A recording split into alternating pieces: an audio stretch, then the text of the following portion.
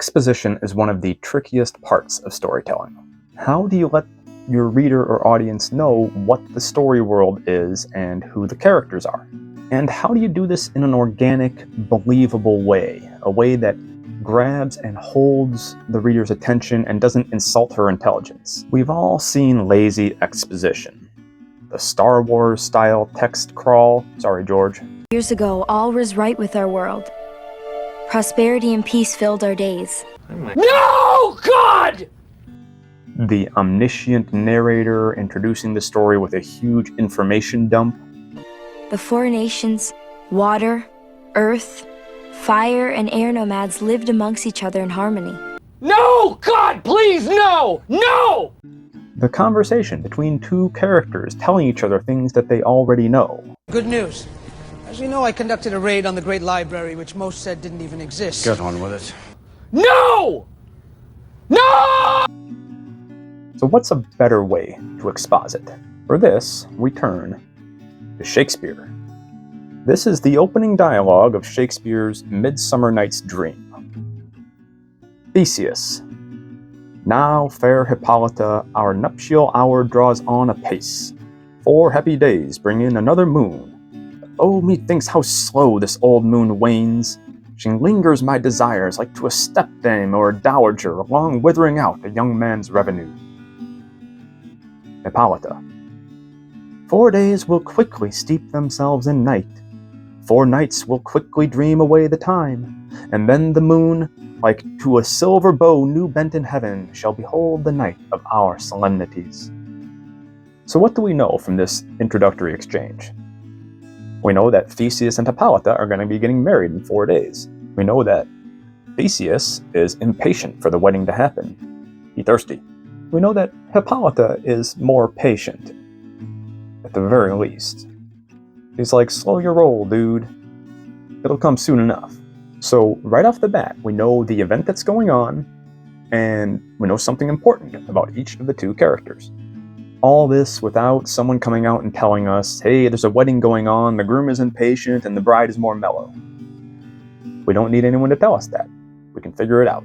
And nobody ever needs to say, as you know.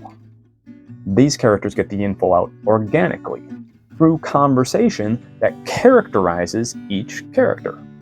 So lesson 1 here. 1. No characters should be talking just to give the reader information. They should also be doing something that advances the story, something organic to who they are and to what their circumstances dictate. Because if your characters are speaking and we're the only ones who need the information that they're giving each other, why the hell are they telling it to each other? So here, in this opening dialogue, Theseus wants to express his impatience for the wedding, which is an understandable and believable motivation for him to be talking to his future bride about that. Hippolyta wants to settle him down, get him to relax and be patient for it, which is also a believable and understandable motivation. Then in comes Aegeus, complaining about his daughter Hermia. Happy be Theseus, our renowned duke. Thanks, good Aegeus, what's the news with thee? Full of vexation come I, with complaint against my daughter Hermia. Stand forth, Demetrius. My noble lord, this man hath my consent to marry her. Stand forth, Lysander. And my gracious duke, this man hath bewitched the bosom of my child. Thou, Lysander, hast given her rhymes and interchanged love tokens with my child.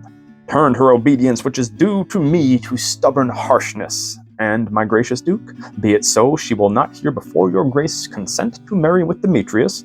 I beg the ancient privilege of Athens. As she is mine, I may dispose of her, which shall be either to this gentleman or to her death, according to our law immediately provided in that case.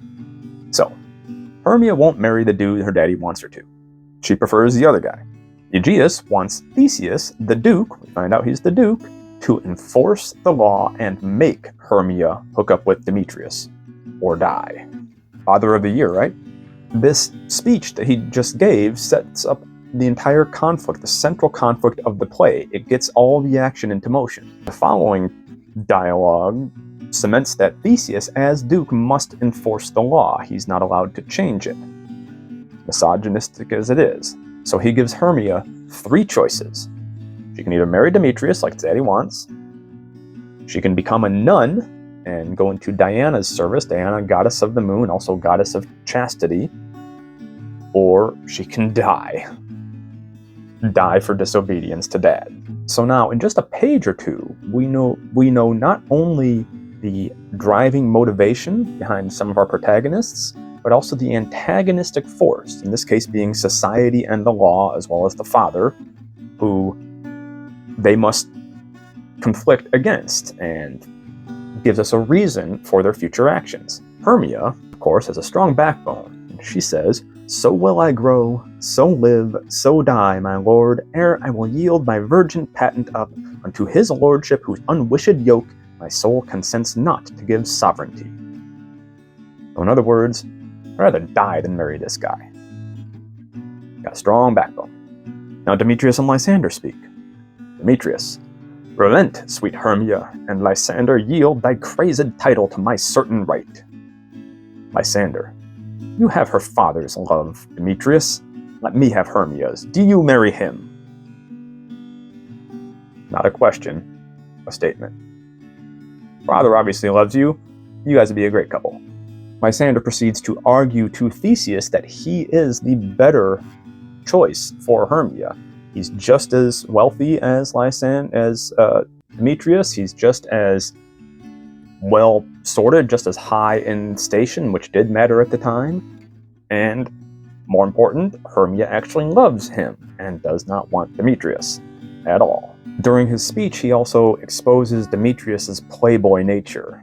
Apparently, Demetrius had a little fling with Hermia's friend Helena and had won her soul, had basically made her fall in love with him, and then said, nah, tossed her off, dumped her to chase after Hermia. Now poor Helena devoutly dotes in idolatry upon this spotted and inconstant man. So Demetrius is spotted and inconstant, not to be trusted, and Helena, poor lady, dotes in idolatry, basically worships him as if he were an idol or a god. But sadly, douchebag that Demetrius may be, nobody, including the Duke himself, can change the law.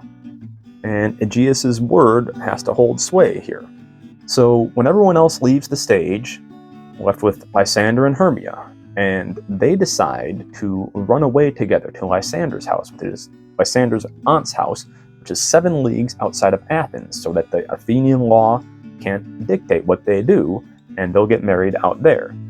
So they plan to meet in the woods in the middle of the next night, on the woods between Athens and his aunt's house, and travel together out to do the deed.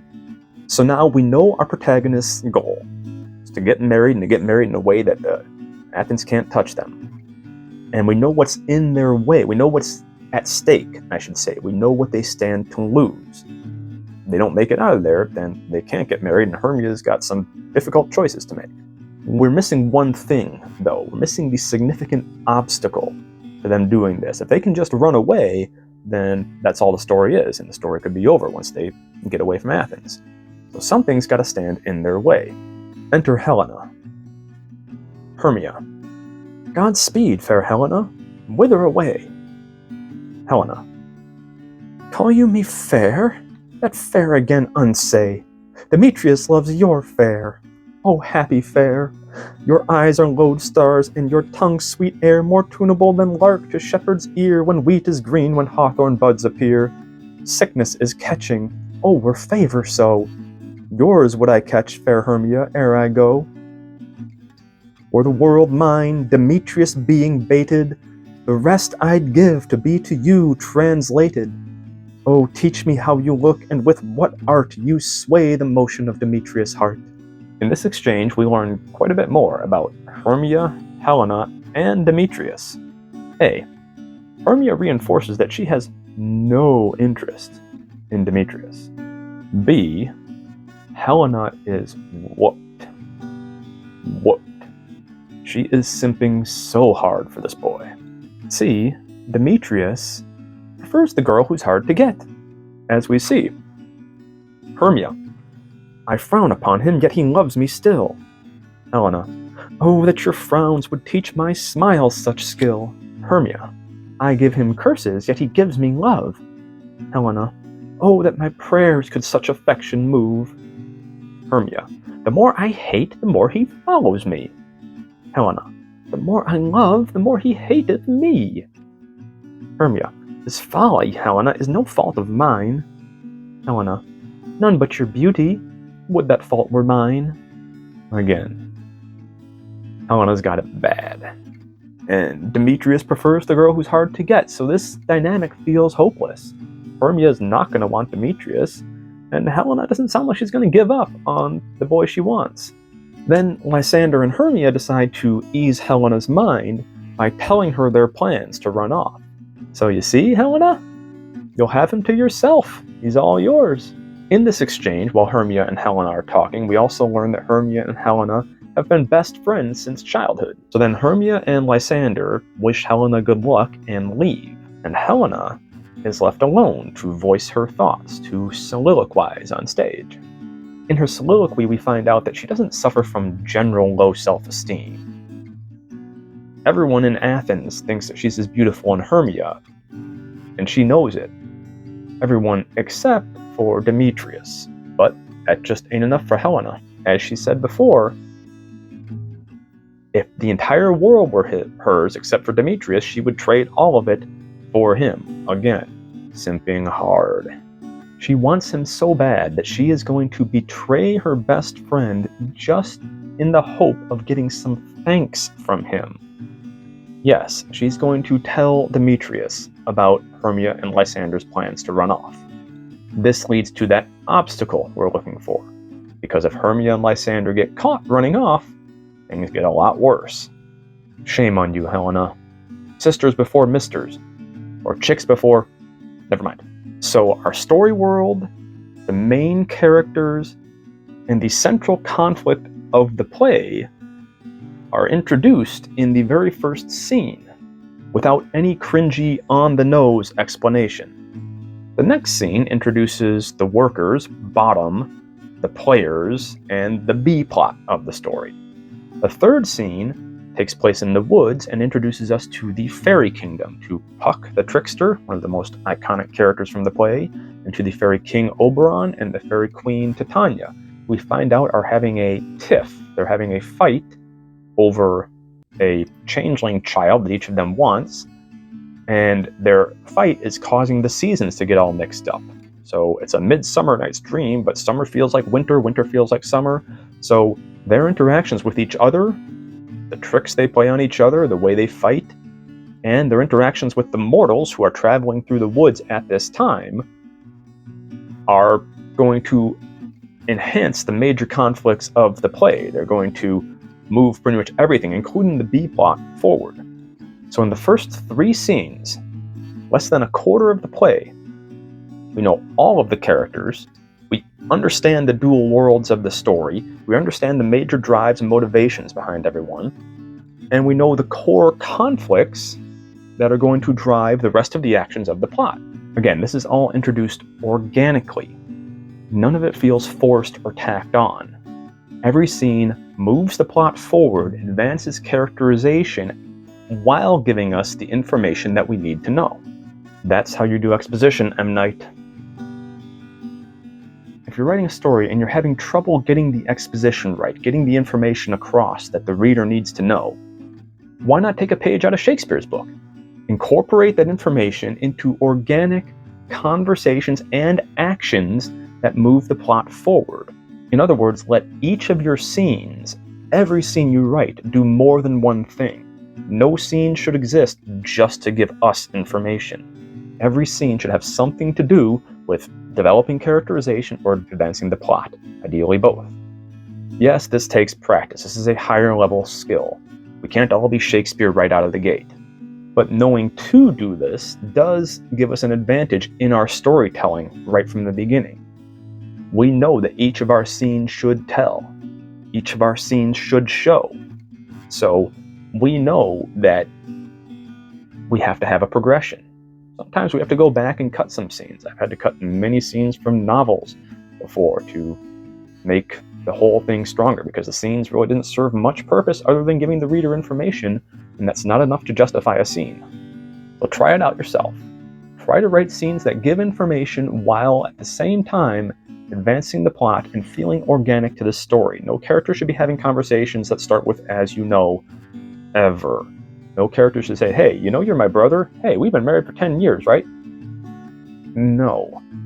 Find a way to give that information in a way that makes sense to the characters and the situation that they're in. It's going to take practice. You can do it. Have faith in you. Thank you guys for watching. Thank you again for 200 subscribers. I really appreciate every one of you. And of course, the YouTube algorithm is going to ask me to ask you to please like and subscribe. Please like and subscribe. Please leave comments below. Did this lesson help you? If you have any other lessons that you'd like to hear, any other topics you'd like me to cover, anything else you'd like to see on this channel, I am pretty much open for anything. So hit me up. And until then, till next time, good luck and good writing. Peace.